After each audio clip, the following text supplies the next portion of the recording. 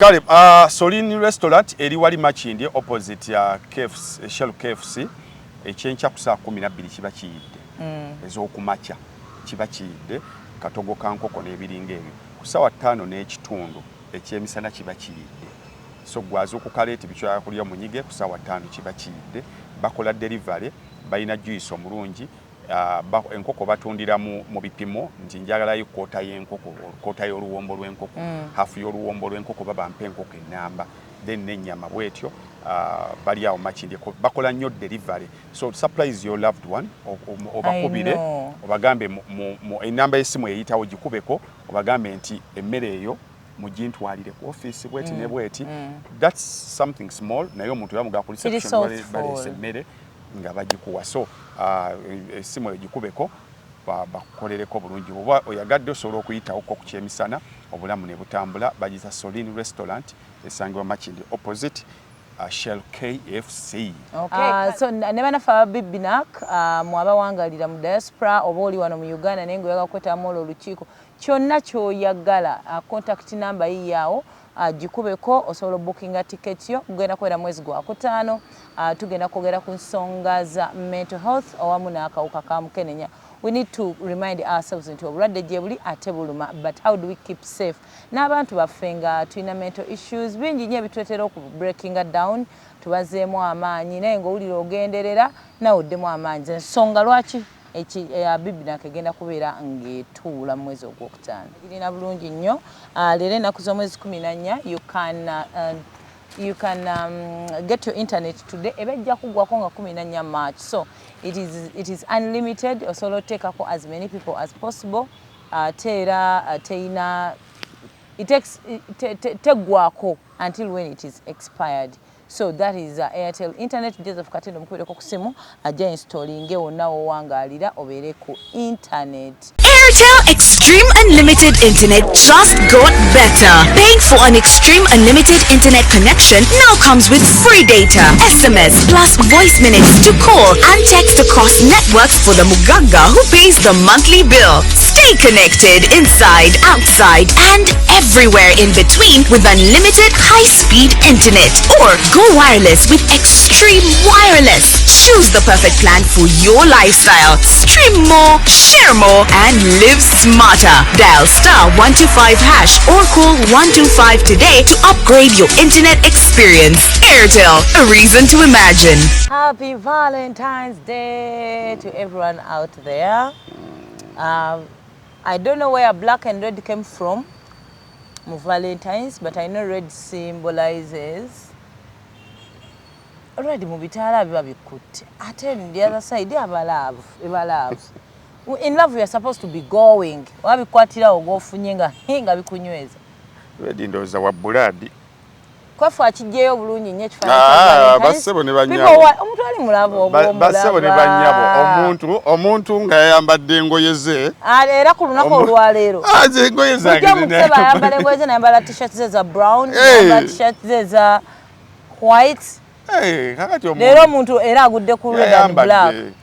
Omuntu osalawo obusazi kyogati leo kanyambale kino. Njala okutumirako ku mwana. Mwana tugenda osanga ku street nga mwekutte ku mikono. Mama the red and black. Nga wewerekera. Love is a beautiful thing. Very. So muntu yambadde engoye ze waliwo omwana bamuyita Rashidi Kigundu. Nge hafi nkulopera Dr. Kwefu essaawa gye wamuwa tetukyagiraba. Bwe bato. Basebo ne banyabo. Olumu abeera mulavu bagimuggyako. Waliwo ne yankubidde essimu yavudde. Mwenda akalaba video bbiri essaawa tojambala. Essaawa nagirese mu mmotoka. Asebo oyambala essaawa yaffe. Basebo ne banyabo essaawa weeri nnyo bulungi nnyo. Essaawa ya channel weeri. You guys can be funny. Band open. Yes, sebo. Mwana naka screenshot zega banayi. Nasebo ne banyabo essaawa yaffe nga tekyayambalwa ku channel. Kale, it's a Valentine's Day. Tomanyi waliyo abagala atawekaza nnyo. Okay, we all know the Valentine's yali saint and all the practices he did to show love yensonga lwaki tulina olunaku nolina gamba ye kino ekinaku tekirinayo ani yakireta hano mu Uganda nze tonsumbwa toteeka ku pressure ya bimuli mulimu ebintu nga as society changes Ssaabasajja bwe yali ayogera olunaku lwe yayogera lwali lunaku ki video gye twalaba ku saaza alinga 8 yagamba nti Beene ayina obuyinza okudibya ebyo ebitakyatuukagana na mulembe era ayina obuyinza okutongoza ebyo ebituukagana naki n'omulembe nefuuka empisa y'Abaganda okusinziira ku mulembe nga bwe guli kakati omulembe gudibya era omulembe gutongoza kakati kiri eriggwe okusalawo n'ogamba ngenda kusigala mu bye baadibya abantu kampuni ezaagwa example batera nnyo giwera ku Nokia teyina nsobi gye yakola yasigala ekola essimu yaayo nga bwe yali but just baagaana kutambula naki na mulembe waliwo kamera za negative tezaayina buzibu ng'era ogenda n'ogula negative n'ogiteekamu kaca n'ojjamu negative n'ogitwala n'okola ki walabako bakuba ku kifaananyi kya negative nga bakuba kya era negative yedde ebeerayo emabega w'ekifaananyi tezaalina tabbu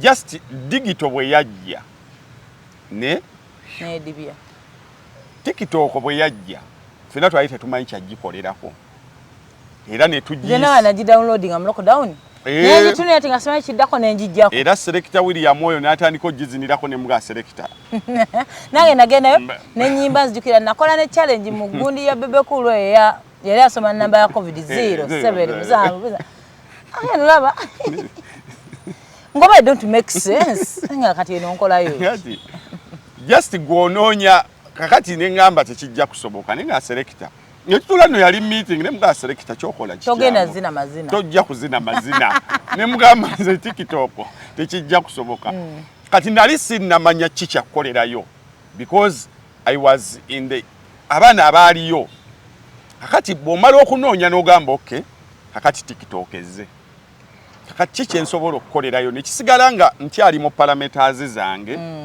naye nekisigala nga kikyakola amakulu gegamu ng'agedda kati ku TikTok gyetuli neera tojja kunsangayo nga nkola ofuse teacher biology otandise amazina omanyi teacher biology oli omukazi eyajja neyegejo wawoyo kati obayo akasomesa subject naye oli teacher ye musajja olubuto lunene asibirana omusipinali okakona amazina tekiba tekijja kusoboka mulimu n'abasajja bolaba okwaba kunoga obono taata wani kati nga bingi byosobola okukolera ku TikTok nga omusajja yakola gwe batugambe yakola AK47 bali bamugamba nti is responsible for abantu emundu eyo bonna betta n'agamba guns don't kill people, people kill people. Temundu yange waliwo agikozesa okukuuma ewaka waliwo kugamba ye bagikozesa ebintu bingi kakati n'omulembe kakati n'olunaku luno gwosobola okusalawo n'oluseeguwaza oba n'oluteeka mu parameters z'omukwano entuufu but it's a wonderful innovation. Nosobola n'ogamba olunaku luno lugenda kunzijukiza sirimu waali net bateekawo olunaku okuteekawo olunaku kati wabeera abagamba ffe buli lunaku lubeera lwa mukwano fayini lubeera lwa mukwano olunaku but Katonda n'atuyamba ne tubaayo n'ekintu ky'ogamba nti just to reflect on love no pause nga bwe kino ogamba naye manyi let me reflect on my relationship kati ne tukijja ku biri byonna byonna ebya Saint Valentine ne tukikenza tugamba nti olunaku olulwo n'omwagalwawo yo sexual pattern noga kakati lunaku lwa ku amplifyinga muko tutuule muko tuogere muko waliwo abagenda dukozesa okutuula muko bayogereko ku challenges zaabwe waliwo oli lwagamba naye omanyi kanzireko mangu waka muntu wange mutwaleko auto ogenda okumaliza nga luyina be luluyambye so it is not a bad day today ne wabaawo aluvumirira kisinzira kwani bwalukozeseza ng'era buli muntu emmotoka nnungi era buli muntu bwenseene akolerera abeereko n'emmotoka ne mulimu abayina emmotoka ng'ogamba naye omanyi Mukama n'amala atuyamba omuntu oyo emmotoka eyo ne bagimuggyako tujja kuba ne ku mirembe ninga ate tetugambye nti ate ne gundi bagimuggyeko Jason agikozesa bubi bwatula amasasi bwakubira enkyungwa bwe zitalina kkubirwa. So misuse of this day does not demonize it. Olwaga temumanyi bakatonda be musinza bintu bingi nnyo betutamanyi bye byava ne you look for the goodness. Okay, speaking of love, in this day and era, we all know, we all believe to failings. Yep. We have failed terribly. That's why when we see people who celebrate love, chandibadde nomo, yeah, chandibadde nomo nga kakati mubabi yatutte Bobby mbuno ku mazzi mbuno si birthday ye mbuno chi singa tubiraba bulabi, but it is an issue, a big issue nti tukiraba ne tugamba wow, because so many of us we don't have that wow factor je tuwangalira. Niwagamba mune omayiti afya amaze n'omusajja we emyaka 5 I know nga no because kati what Bobby adene Bobby all the time amazima ga katonda ekyokumutwala kazinga tegandi badde mawulire naye mawulire nnyo because wanga buli abantu be yatandika nabo mukwano by that time birala balimu abantu bano beyagadde abantu bano seeing people that's why even just reunion tugifuula big deal to between you tufuula big deal ebe mukwano because abasinga will failed. Waliwo n'abamu abali ku extent y'okulaba kyaliwo bw'aleeta omuwala awutu omulundi ogusooka n'addamu n'akomawo n'omuwala oyo omulundi oga mukimanyi nti omuyaye se baali mulala. I know. Mukimanyi nti no akawala yakakomezaawo omulundi ogwokubiri nga just okomyawo omuntu ogwokubiri n'omuwala okumusanga n'akwanjulira meet my boyfriend nga basebo ne banyabo mumanyi nti afi yatwanjulidde oba gundi yatwanjulidde omusajja nga it is a big deal. Naye n'omala oddayo emyaka 4 emabega ku 5 nga tekirina bwekikolera mawulire nti obadde n'omuntu osimanya emyaka 5 bakulaba okyasaagana busazi tokkirizibwa wadde okuwanika omukono. Muzanyo kakati leero wawe tugenda okujja kyetwagala okwogerako ddala how and how have we failed how mutijja okujja answers leero kyetugenda okwogerako ku channel naawe ojja tuwa endowooza zo twezuule bannange tugenda ate mbabuulire there is something kyenyaa twogereko nakinootinze how to deal with aging. Tujja kifunira olunaku. Kubanga emyaka jjo omwana omuwala kasitokirookinga 30 ogenda n'omulenzi ogenda and ekintu ekisinga ffenna if you have parents who are oba omwami we yamufaako oba baayawukana you know how lonely your mother or your father is. Bannange by the way that is where my biggest fear kibula nga njagala tukyogereko ekyo ekintu nsala amagezi kuba bangi nnyo baliyo tebaagala kukyogerako naye tugenda malako tutya emyaka egijja eyo nga tolina muntu gwowangaala naye. Wow. Yeah. So I think we shall have in another tujafunayo omuntu owokusatu. We shall have someone. Tujafunayo omuntu aliko waggulu mu tubadde tuseka tubikoleze nga omanyi olutambula nga tuseka ne Seimo nga Dembe we yazeemu neggulawo nereeta abaana abato era tusekerera abakadde babasibidde ebweru tekyayagala bakadde. By the way, those are challenges zetugenda tufuna. Sendi ne Jenkins mwagobeza kasuku ne Bati bamugasa emyaka gye bagigaseko nga girimu obukadde kasuku yadde yakyajja mu parameters za radio naye kwesiba ku bakadde bagenze odanza bagirawe badagamba average show yonna ya average Sendi ku 7 Jenkins ku 5 Bati ku 5 kasuku ku 3 bagenzo gattaawo average le kalishuri kaine ebito bira wano tubisekera but reality bambi get to check in ogeno olabanga society eringe goba olinga belonging in society olinga atakwa so aging in particular genda ndabe tufuneyo abantu tubabudda how are we going to cancel each other as we age emikwano gikuvaako emirimu gijo gigenda wali abato abasobola bikola ate challenge gye tuyina ffe okulaba okaddiwa bakulaba. Yes. Bali abantu bedda basobola okusala emyaka kuba mwagendanga okumulaba nga muto naye nga kati jjo nadde ndaba Fred Seremba mumanyi mu jjajja w'abayimbi kati ekitumisa jjajja w'abayimbi yasikira Christopher Sebadduka ekitaawe mu kuziika Kasozi Fred Seremba y'omu ku bayimbi mu kuziika Kasozi y'omu ku bayimbi abayimba nega bw'otunulira Seremba mu vidiyo eyo lwaki gwendese kuba ye boy wange tajja kunyiiga bw'otunulira Seremba mu vidiyo eyo Kafero yamuli bbali wano kati nga muganda wange mu kuziika Kasozi okuwa microphone olina okuba nga ovumbyevumbyemuko kati nga bw'omutunulira Seremba n'otunulira ne Kafero alinga ye yali omuto kati nga Seremba ekitone nnyo alina emyaka wakati wa 2 n'25 kati okuva okuziika okole kwaliwo paka kati wakayita emyaka 28 bw'ogatta wali eri ogenda okulaba Seremba tatuwezaako enkaaga nga tetutegedde naye bataleeta vidiyo eri Seremba olaba nga Seremba wammu wano wa myaka nga 42 wa myaka nga 4 naye bwe kakati ffe challenge tuyina nti ojja abantu bakulaba nti afi mu amnesia kwefu ku top like okulira mu in the face of people. Yes, so kibanguyira nnyo gamba nti okaddiye. So it will be a big topic and we shall have tujja kufunayo abantu betunasobola okufuna tujigaziye because we need to psychologically prepare ourselves. Exactly. By yesterday you were 25 and this year I'm making 36. Like yokolindeko. Akalimi kagwayo. Ngedi omanyi ntandise okulengera 40. Yes. Masokodde egabo. Neve katuyina omukisa omuntu bwakulaba. Akulaba ngo wabirimu. Maawo kati waliwo abatalina mukisa ogwo. Okay, kale and with that katujje ku mulamwa gwaffe ogw'olunaku olwaleero ddala kyekisinze challenges.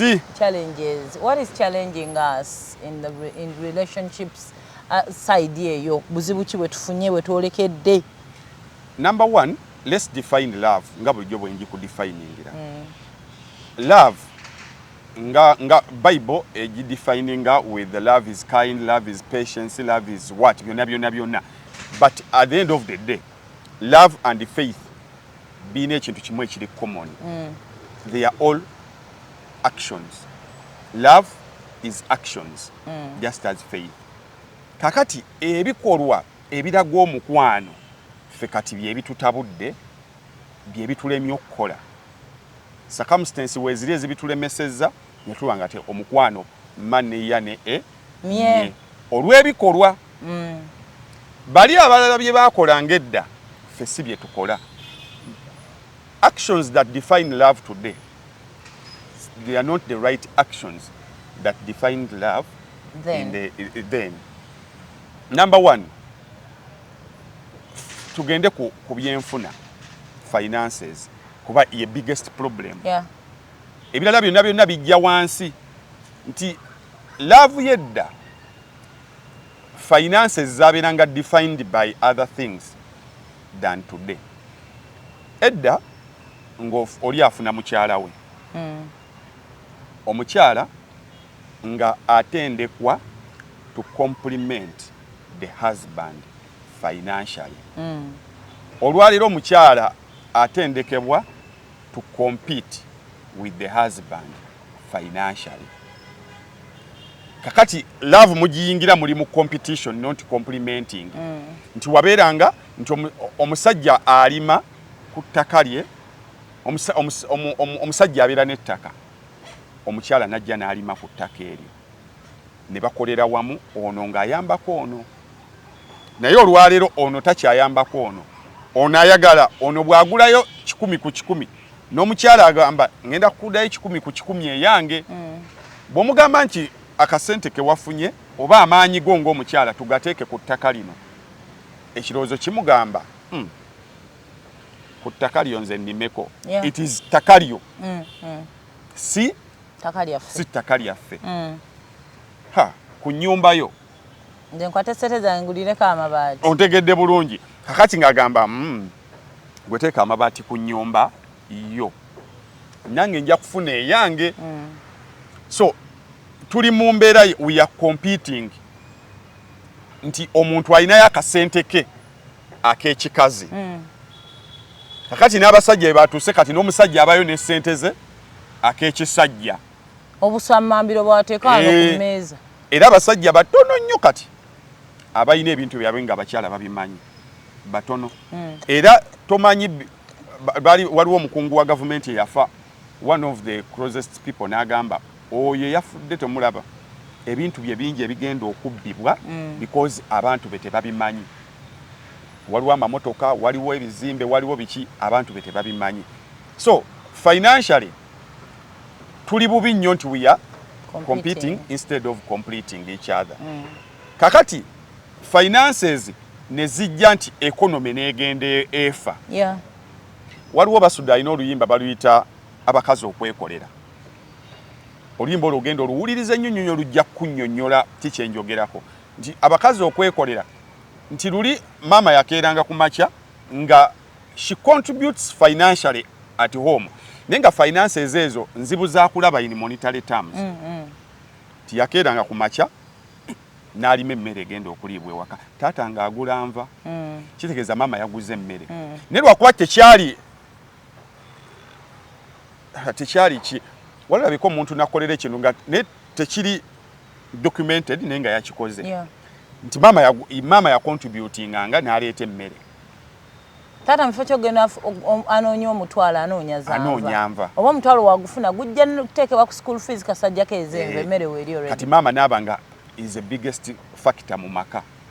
Ne lwakuba kyalinga kya bulijjo nga kizibu okukya appreciatinga nga bane twagala okunjala okwebaza mukyala wange okuba nti olima emmere nga tulabanga ekya bulijjo nga bwe tulaba ekya bulijjo omusajja osasula school fees ne nata appreciatingibwa. Kakati n'ogenda ku mmere, bova ku mmere n'ogenda mu kukuuma ebintu by'ewaka.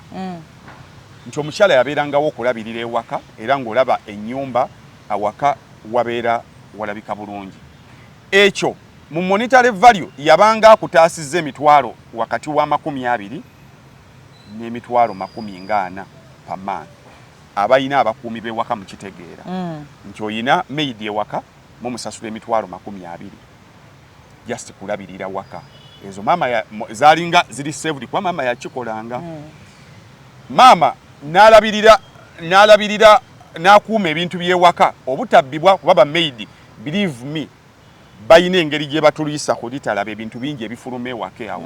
Mugenda okukizwanga ne maid yagenda dda nimuzaba ne ekintu bwekine bwekye kyalagawa nga kyagenda nebyalinga tebisobola kubula engeri gye bakwatamu ebintu kati bw'otulira mu kiyungwe nze maid yayasa covers za toilets jukira sasa security set yayasa 2 namba kwanga yeta banyi wa behandling but singa nze yali accidents are bound are human naye gwe nnyini waakyo gwagenda okubeera affected financially okikwata n'obwegendereza ye olumu tebeefiirayo kyobola ng'ogenda okukebera mu kiyungu abakyala munjulira ng'ebikiraasi byayatika esowaani zayatika naye gwe nnyini waakyo kikwata with care kati ezo zonna muba muyingira mu finances kaiminga kava za toilet siba abalina ozisala ku security center zibandibadde bazikuddiza era wabangawo n'essowaani yammwe ey'ekijjukizo ne kakizibu okusanga ewaka ewali essowaani emazeewo omwaka nebiri byabangawo kati baana kulwala kati awo tonnatuukawo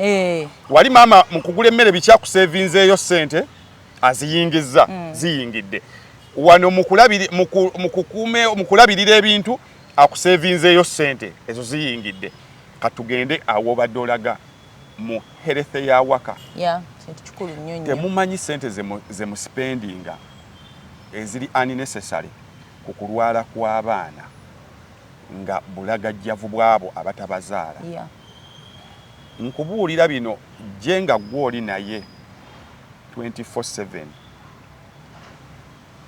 waliwo ebintu byabatajja kulwala olw'ensonga okujjako wabangawo abalagajjavu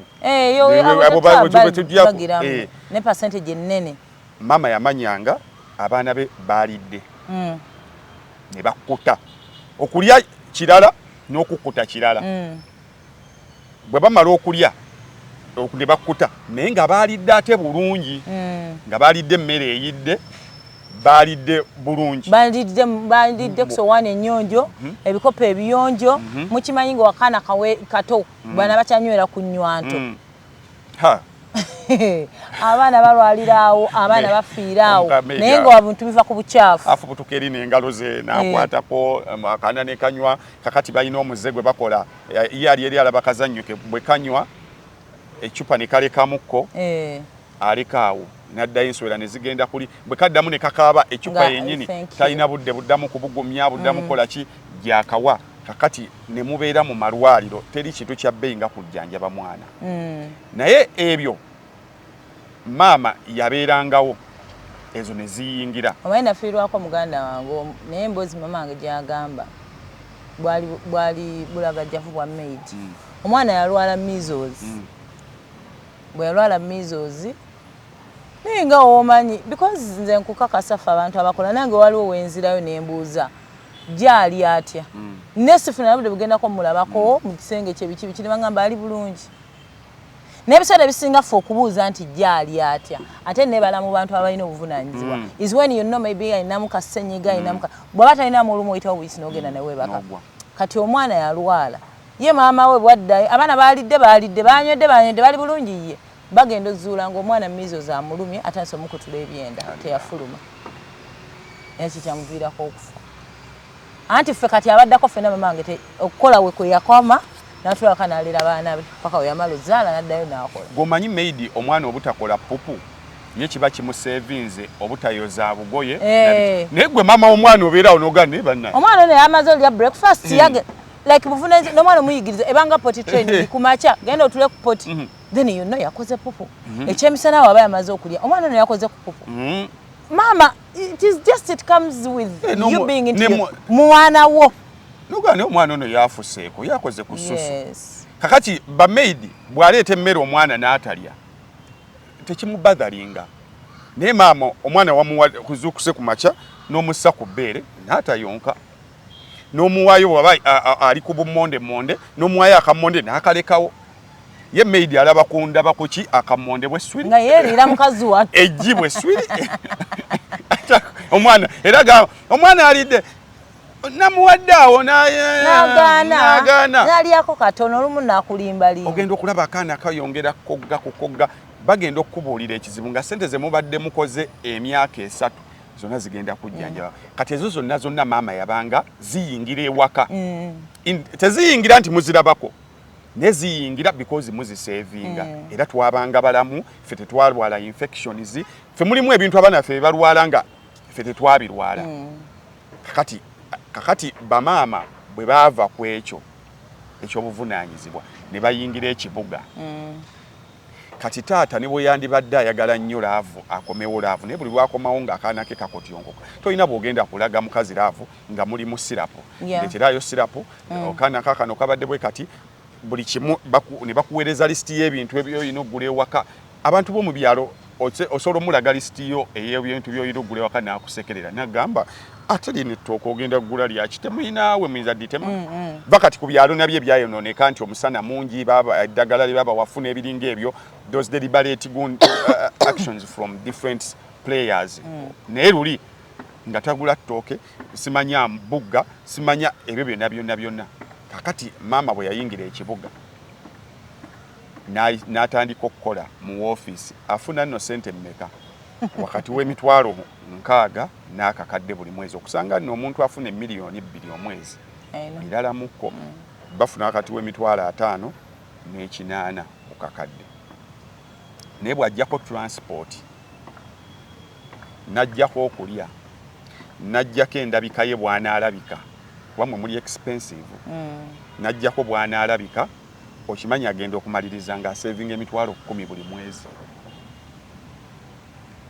akati kyova omusajja aleeta ekiteeso nti omanyi maama Saamu mbadde nsaba obeere ewaka tunoonye pulojekiti z'ewaka ozikolera ewaka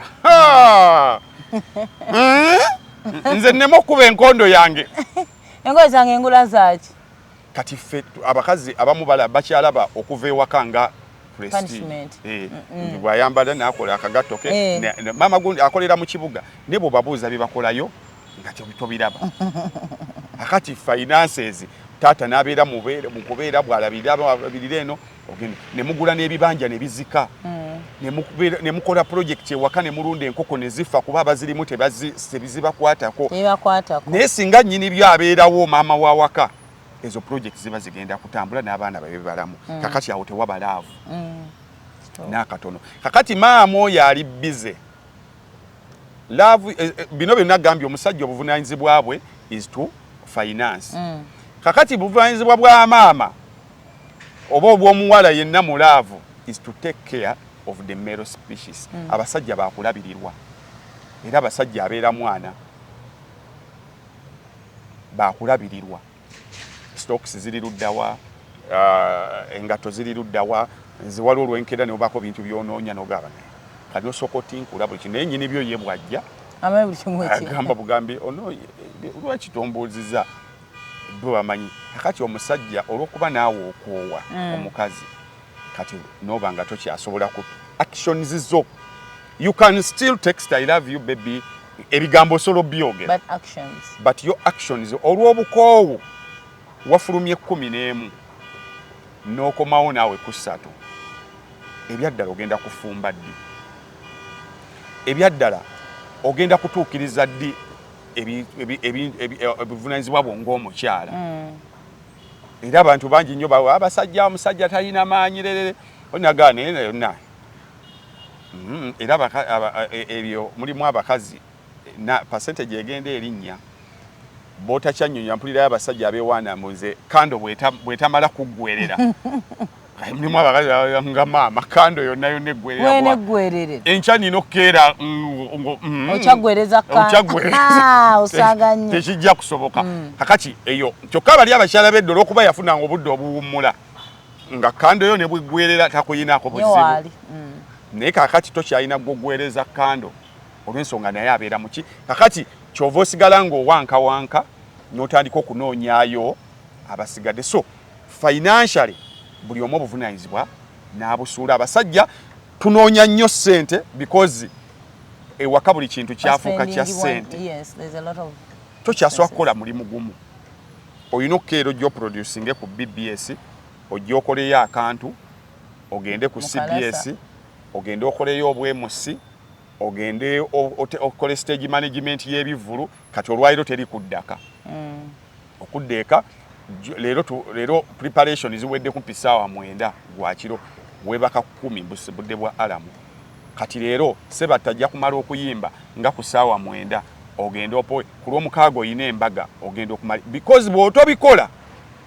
ate waka wagenda kusigalanga ziwankawanka amazzi tetwagasasulanga kati osasula amazzi enku ogula gaasi ogenda okumaliriza nga finances ng'omusajja and love eva kwene eya actions love eri sexual is all about the mind when the mind is stressed muganda wange oli ne bwaba yaguze ebisooto sima n'agula esooto ya Grace n'agula ebisooto oli n'agula simanya bwonywa ku kano bumaka mubalula sima kamuwangaza simanya kamuki bane tugenda kulwala endwadde omuntu ayira tuuka mu ddwaliro eyo nga bwe bamukebera mu lubuto mulimu buli kika kya component ne ayiri mulagirira waliwo ebyakitaka ebabimagirira waliwo ettaka bw'olinywa bannaye omukyala jagenda akutendereze tuyina endwadde kakati ekibumba ekisengejja byetulya nekigamba ssebo ne banya nange ndi muntu omusajja walwala ekibumba kyasengejja nebitakikwatako but the mind tewaba kakati ekyo nekibeeraawo kati n'amaliriza nga mu ssente muno mu kuyiiya ennyo akoze gyonna emirimu gy'okoze naye era bwe yeegattagatta ennyumba emulemi okuzimba omukyala agamba abaana kati kansooka enjirinnye n'agenda kati n'ogenda mulongo omu ku mmwe n'agirinnya sinno kati luli musajja ye yalinnyanga naye kati mukazi we omuleka ewaka nyina abantu ba mirundi nga 7 nga yalese mukazi we waka n'agenda mu kibuga addamu okkomawo ng'abaana weebali ng'omukazi taliiwo akubyeko ewaabwe biki agenda okuddamu bane bamugamba mukazi we yagenda ku kyeyo nga teyamubuulira n'olwa competition yagamba why omusajja ono tegujja kuggwa n'agenda ku kyeyo kati awo eyo laavu ono omusajja okuddamu munnyonnyola laavu oba omusajja n'agenda kati teriiyo kizibu era abakimaintaininze mukama bawa omukisa long distance relationship abagirimu big up naye teguggwa mwe bali abatono abasobola okugamba nti nze mbaddewo n'omusajja wange emyaka ena taddanga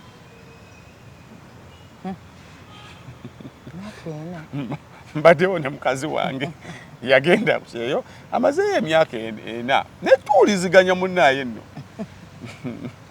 olemwa bannaye mulimu ekintu nga tojja kibawakanya kuba bo be bakirimu naye nga bodde eno bwoti n'osiriikirira bwoti ng'osekawo n'ogamba now ekyate nekijja that brings us to communication esobola okubeera long distance na wano wetuli wennyini nnyini abakyala si bakyala bokka there is a very big challenge eya communication kyokka ng'ate ekisinga okusesa abantu bedda abatayina communication avenues nga nnyingi they used to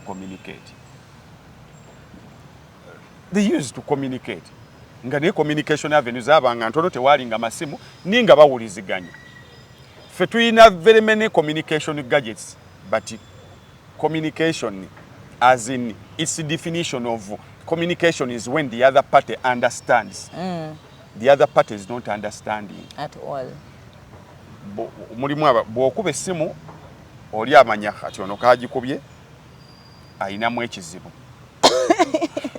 era kiki osegedde kakati communication yagaanira ddala buli muntu olw'obwavu abasajja baboggola abakazi nabo olwa competition eri tebakyayagala to communicate as women because buli muntu alina bw'alina communicating a man has a way he should communicate as a man ey'omusajja ebeera authoritative ayinza obutagireeta authoritative mu kuboggola ne bwagamba bugambi wabadde nno ŋŋambye oyagala kugendako mu kibuga naye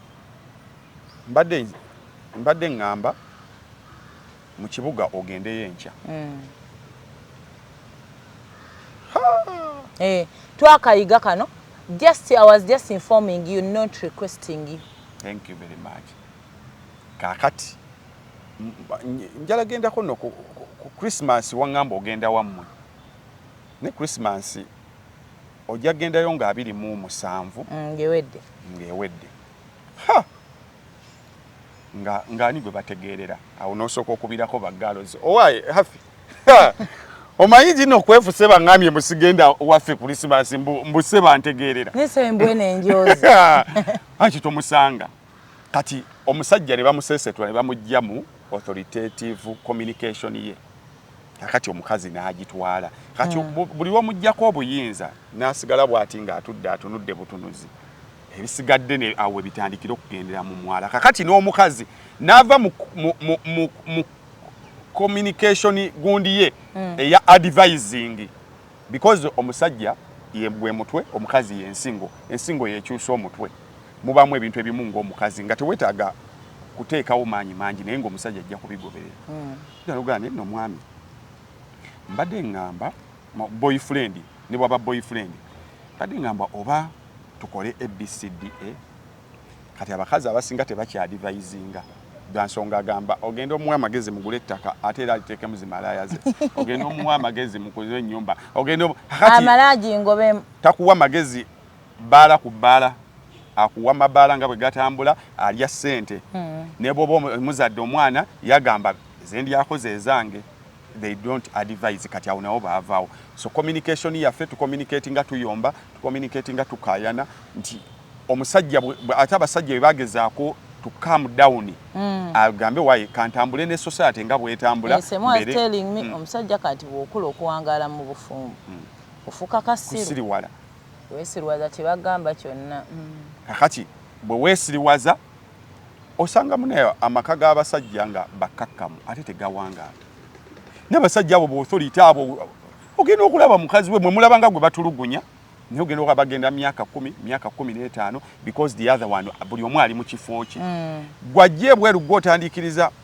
ne maama Sam n'okugendako ewammwe era omala kwogera na musajja nze mmala gatambula kazi nagamba munne nze nsooka kugamba amuyita balo nsooka kwogeramu na balo nsooka kwogeramu na mukulu nsooka kwogeramu na mukama wange nsooka kwogeramu n'amuwa ebitiibwa byonna era ensonga ki abakazi b'edda bo baalyanga ebirungi by'ababbaabwe obulamu ne butambula naye kati communication tuli ku poteya kati twafuna internet sobola n'okuteeka ku status nga kwe nkugambira gwe ne wakati omanyi nti naagenda mu kyalo ku Christmas n'oteekawo 24th on Saturday oba okimanyi bba wajjajjirawo 24th Mbarara I'm coming ogamba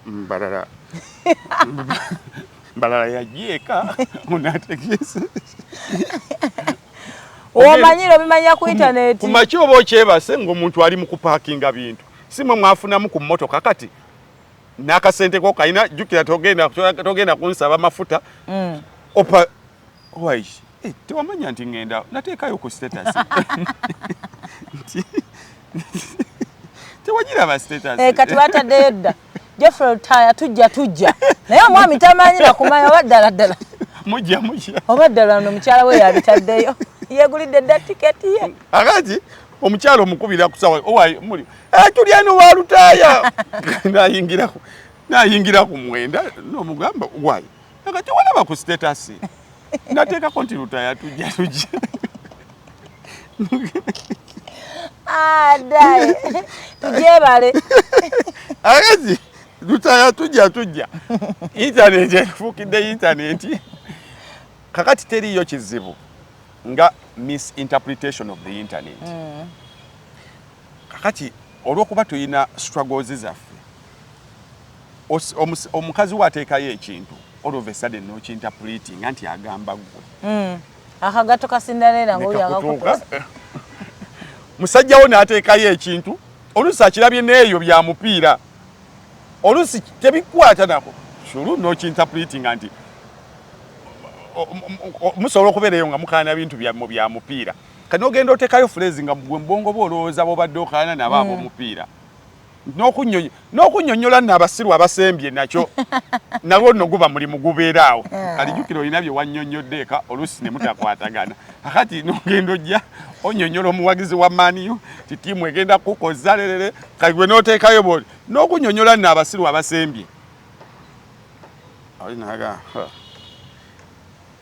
ali munnaye yafe ate abasiru tukyannyonnyolwa obuuza ate kati nakuyise ddi omusiru ati luvannyuma nnyo lwojjukira lugambe nabadde ne Simon ne Hafi bawagira maaniyo nemba nnyonnyola ttiimu yaabwe nabadde akati internet yo etufuukiddeyo leke mu generation yaffe abamu kwe beekwanira nga tebeerabye omukwano ne baguteeka ku text heli baby wendi wano I'm not sleeping nga sikulabye naye ng'otulo bw'ogenda olaba message ng'otulo twamututte nadda kakati you did not post me abantu bagenda okwemitinga ng'omukwano virtually mungi nnyo but in reality nga mutono. I know the biggest problem that is going to happen today is omwami ajja wandiika message usually abakyala fe abasinga ofuna obuzibu agiweereze n'ebirabo vane ku message agenda giwandiika akweze mu inbox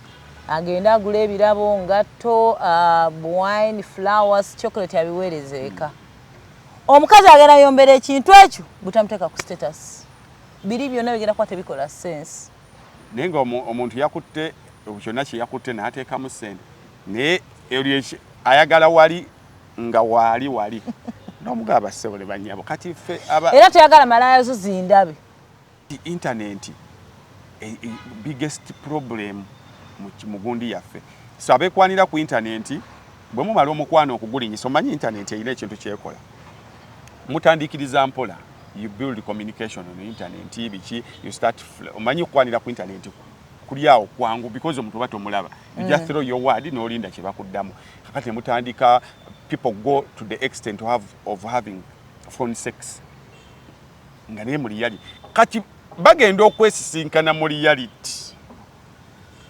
n'agaba ssebo ne bannyabo what I ordered versus what I got bw'aba alabika bulungi ng'empisa bujo zaayogeza birala nnyo omuntu omulaba bulijjo ng'ayogeza mukwano mu WhatsApp inbox muba mwakatuula bwe muti essimu n'emukubirwa n'asooka akubawo eggambo ne gwayogera ne gwajerere n'osooka osika n'ogaba bannange so kakati ddala kyekiro kyennyini kye na orderinga minus regulating how we use the internet in communication n'okwekwana tetugenda kusigaza mukwano yadde kakati buli kino ne tugenda tubulwa privacy mu mukwano olwa internet buli kintu buli ka stage ke mutuukako ne mutu updatinga now we went out now he told me this now we are on this level kugane abantu baberanga muri ku pressure eya virtual society oli ne mutuuka nalemo ku concentrating ako kuba you are communicating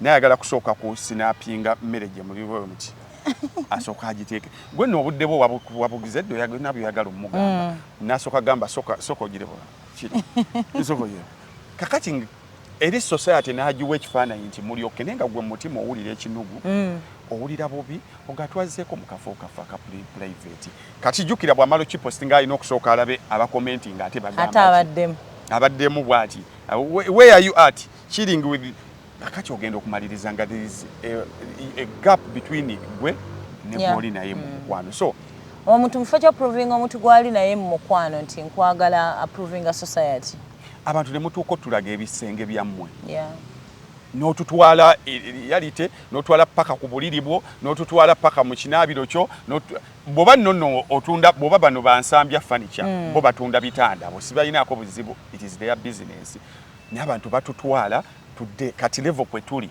abantu bakolera ne sex ku internet n'osirikira bwoti n'ogaa bannange tuli ku kiwano kakati pressure internet kati ne mugenda mubeera kati internet n'ekizza kuba yezza eza n'ekibayira lwemufunye misunderstanding because zozibeerawo anti lunaku otuwadde ire emmiro n'otapostinga ogenda wulyanga ffeno twegeya oba bayomba mu ennaku zino nga tekyamupostinga aye olumukubuuzaako owa ehafi gwewawaananga edda nga kati olutalo lutandika you get depressed abantu olina routine gy'oli bataddeko kati tokyasobola gibawa so you end up having issues as a person kati ne mugenda mu kye bayita cyber bullying bambulinga kimu bibiri ne bakomyawo omusajja wange x kimu bibiri kuba gwe mubakuba so awo tulinawo obuzibu then lastly kyenyinza okusembyayo kya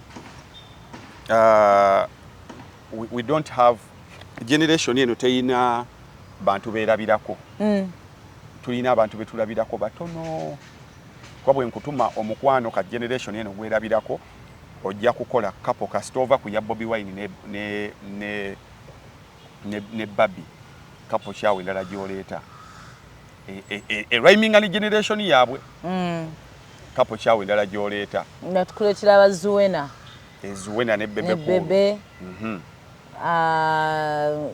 engeri nnyo mawulire gye balabirako gy'ogamba nti osobola bagamba nti gundi ne gundi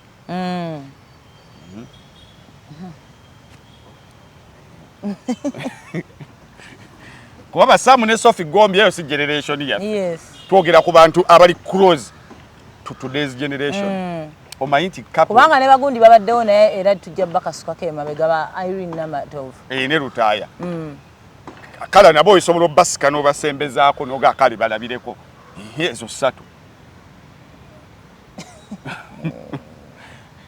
tudibye nnyo bannange bw'omalirizawo oli mu comment section ajja kugamba Shakibu ne Zali bw'otugenda ku international scene generation baani abaliyo b'ogamba nti we draw examples from those people ani aliyo ne bagundi abadde bawangadde ba Idibia nabo bafuna ebizibu kati ogenda okumalizanga ne ekyo kiddayo paka wansi ku byalo gye tukulira era ne ku byalo single parenthood nene nnyo kati single parenthood omwana abaana abawala bakuze n'abanyaabwe mama ng'avuma abasajja osobola otambula okuva wano we tuli Bulange mpaka wali ku Nkulungu naye nga buli muntu g'obuuza tata ne mama bali bonna nga tebaafa tata ne mama bali bonna nga buli omu olugero ayina nze nenkula ne mama nenkula ne mama nenkula ne mama nenkula ne mama nenkula ne mama nenkula ne mama kati nenkula ne mama wedda bwe yanobanga nga tabeera single parent azipase nga abeera olusi talina musajja nenga yanobanga dda waabwe waka kati n'agenda n'abaana ne babeera mu home environment waliwo jjajja waliwo simanyi omwana waagyo ndi kati omwana n'akula ng'akimanyi there is a home yadde taata taliiwo oluusi ne taata bwe mwagiranga ng'akusindika waabwe wajjajja era nga mubeera mu home environment naye kati taata abeera n'abaana be single parent ne maama bwano baafuna kazigo ke kati n'asooka avuma abasajja omwana n'akula ng'akimanyi abasajja mbwa kati omwana n'aweza emyaka 22 nga kyamukuliramu nti abasajja mbwa n'omulenzi abakazi tebalina kye bagasa kakati be baana ye generation gye tulimu kati n'ogenda omuwasa n'omuleeta ewaka kati nga tawulirangako nti wabeerayo omusajja gwe bakulisaayo tawulirangako nti wabeerayo omusajja agamba ekintu nti bannaaye TV eyeeveeko tugende twebake takiwuliranga. There's a saying gentera owulira nti girls will always get married to men who are like their fathers. And boys will always marry women who are like their mothers. Kakati girl atalina father gwalabako. Ne boy atalina mother gwalabako. Because we are attracted to people, actually kyogambye abantu asavinganga example. We get attracted to people betuba twakula tulaba. Tata wayinza okuba nga ali musajja nga ali very kind era nga akula nawe musajja alinga taatawo. Ate era n'abafuna abasajja abeeyisa obubi kati awo wetubuliraawo nti you just fall for something ky'osanze mu kkubo nga kitaayaaya tolina kyolabirako omutima gwo teguli attracted to anything guli awo guli plain so ekijja kyonna kyotwala. Tomanyi bwe bahandolinga musajja omusajja bwanyiga tomanyi lwali osobola okugamba taata bwe yanyiganga maama nga akola bw'ati mama taata bwe yakomangawo maama ng'amuwa akatunda ng'amuwa n'emmere bwe babanga bayomba mama nga abigamba kuba badde n'omwami we kati mama bayawukana ne taata nga naye muto naye mukazi watu tamanyi omusajja bwanyiiga yajjukira lwasembayo kakati tugenda omalirizanga examples tetuyina kakati awo n'otusaasira kyova olaba naffe kati tuli mu we are inheriting whatever happened kati bannange ebintu bino I remember my mom yangamba story abana dinincho njikunyumirizaako bamaze kula and tata we yali yazaalayo abalongo naye tasobola kuŋŋamba mama wange yali anyumya ne muganda we my uncle kojjange ngagamba tasobola kuŋŋamba muno tata ffe ne maama manya maama naye tamanyi muno abaana ba taata naye omukazi yabeerawo nakuza abaana be bulungi nnyo kati ekyo kintwala ku point esembayo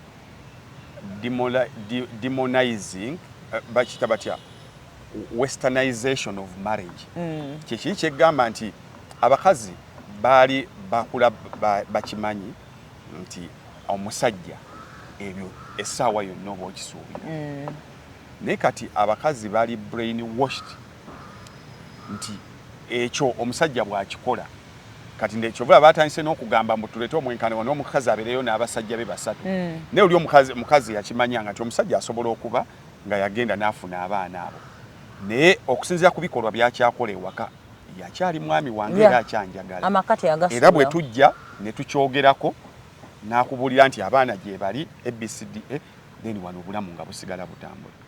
It is so bad to the extent nti omusajja atunula butunuzi mu side mirror n'alaba omukazi gwe bayiseeko. Someone says parking ebbali nveemo ogenda odeyola opicking ezimalayazo just omugate malaya eri wasikulayo ng'ogitunulira mu side mirror kati ovuga ng'oli oti olina kuvuga ng'otunudde eno so kyovulaba nkugamba nnyo nti nze am on a fence of polygamy and monogamy because bamaama bakula bakyobola eddiini y'Obuyisiraamu yo ebintu ebyo love yammwe ekyali so love in action ekyali so konko bahajjati amaka gabeerawo n'akuza abaana be ng'akimanyi Hajj ayinayo omukyala nadde n'akaklipu kababina baby kwaddeko Robin Kist yagambye nze omusajja onkuba n'onkola byonna naye n'otanyendako namutunuulidde bwenti nengamba so they play with your own life. Okay, sigala n'omusajja mwoyo mbwenzi ayinza ofunirayo obulwadde ddanja n'abukusiga but this is something oyina control over a man beating you. You don't have control over a man, not only a man no aba mukyala. You don't have control over someone who goes outside to cheat, but you have control over someone who attacks you physically. kakati amazima ga katono gamba nti nze onkuba n'otanyendako. So bajjajjaffe balina ensonga lwaki bagamba nti abasajja abeereriyo n'omukyalo omulala era balinanga ne gundi zaabwe balina ensonga zaabwe. Gakuba bwe tutandika wano nga buli olwo kiri kye baatuteekamu eddiini bwe yajja naddala ey'abakristaayo ntegeeza abakkiririza mu Kristo ne baba brain washinga tugenda okumaliriza nga tufuusa America who thinks nti there is no polygamy omusajja alina kuba na mukazi omu but behind the curtains it is practiced kati nga twetaaga kukijjayo yese olutunulira kapo z'abazungu omwo but following wala kape badde etambula bulungi biki naye ogenda owulira nti bayawuka basobola okuwasala enkya ne bayawukana olwokubanga omukazi yakwatidde message mu simu y'omusajja. So kakati westernization of marriage yo simanyi kyetugenda gikolera bwe tutunulira mu firimu tulina laavu zetulaba mu firimu zetwagala okwapulayinga bwe tulaba zetulaba kugamba we are copying a lot of things. We are not living us, we are living the society more so the Western society. Kupleasing abantu. Okay, n'ensonga endala gye tuyinza okwogerako as is mental health. Nyabakakasa, people are going through a lot. Abantu nti you don't intend okubeera nga okyankalana omutwe but a lot is going on. Nga bwe twali tubikonnyonnyola financial issues, ezijja ne breaking relationships, financial issues ziyingira in your personal life nga mutosobola byetuusako and all that. Kakati n'omaliriza nga mugenda okwewasa mugenda okwegwako either nga mwembi muli balalu oba kumwomu nga mulalu. It's not even funny at all, but omuntu abeerawo nga byayogera olowooza bite mulamu naye nga they are going through a lot of nga ebizibu by'ensi eno we biri naye njagala bakakasa nti ekisingira eddala kibeera financial. So tomala galonda, don't look at this beauty and you think half is okay. No, take a step omanye ono gwe ngendo wasa yensi agiraba ati agirowoozaako ati otherwise munaku bbiri mugenda kuba mwekubye kantu katono nnyo katrigalinga omuntu kulwokubanga already they are going through something agenda yaseyasa ebintu ebiri mu nnyumba. Nze tonkakasa nti omuntu gwe muyomba naye kale muno yakutte akamessage mu ssimu najja n'akwata amayinja n'ayasa endabirwamu z'emmotoka zonna ne ziyiika n'ayasa TV neyiika kati omuntu oyo abeera mulamu abeera n'ekikyamu ku mutwe. Ate naye betuwulira abantu be balwana mu relationship ne beekola ebintu mental breakdown nyingi nnyo. Bwe kiba kyetaagisa ndowooza nti tugende tubakebeza obwongo tubigatteko nga bw'okebeza siriimu n'obwongo tubukebeze omanye eddala gwe ŋŋenda naye mulamu mu mutwe guno. Omuntu akufuukira ekitalo bannange, omuntu ayinza okufuukira akabasa, omuntu ayinza okwekiika n'ogamba banna naye nga bambi omutwe tegukola bulungi. Nga si nti omaife abalalu twayiga bakuba amayinja oba batambula nga baddugala abasimaati mu bikalu naye nga mentally they are not doing okay. So that is also a point to note lwaki our relationships ennaku zino ddala zigaanidde ddala. So kale basically osobola okukifumitizamu n'okirowoozaako naye gye twatandikidde nabadde ngamba as we age olina okukaddiwayo n'omuntu obutabeera so lonely. Bingi nnyo ebijja with old age.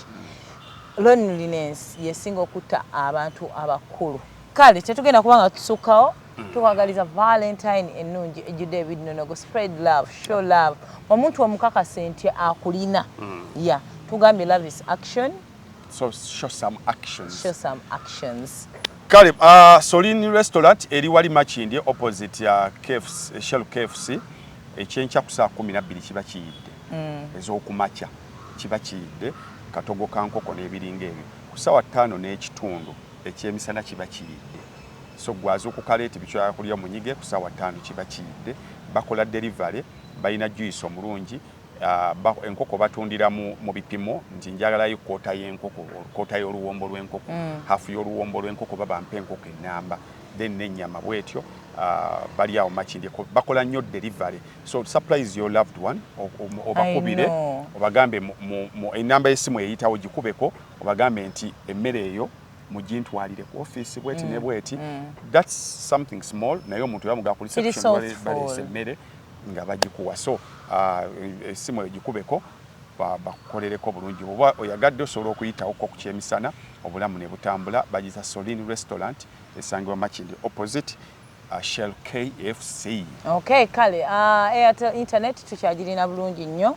Leero ennaku z'omwezi 14 you can get your internet today. Ebejja kugwako nga 14 March. So it is unlimited. Osobola oteekako as many people as possible. Teera teina it takes teggwako until when it is expired. So that is Airtel internet. Joseph Katendo mukubireko ku simu ajja installinge wonna wowangaalira obeere ku internet. So ne banafe aba Bibinak mwaba wangaalira mu diaspora oba oli wano mu Uganda naye ng'oyagala kwetaamu olukiiko kyonna ky'oyagala contact number yiyawo gikubeko osobola bookinga ticket yo kugenda kwera mwezi gwa kutaano. Tugenda kwogera ku nsonga za mental health awamu n'akawuka ka mukenenya. We need to remind ourselves nti obulwadde gye buli ate buluma, but how do we keep safe?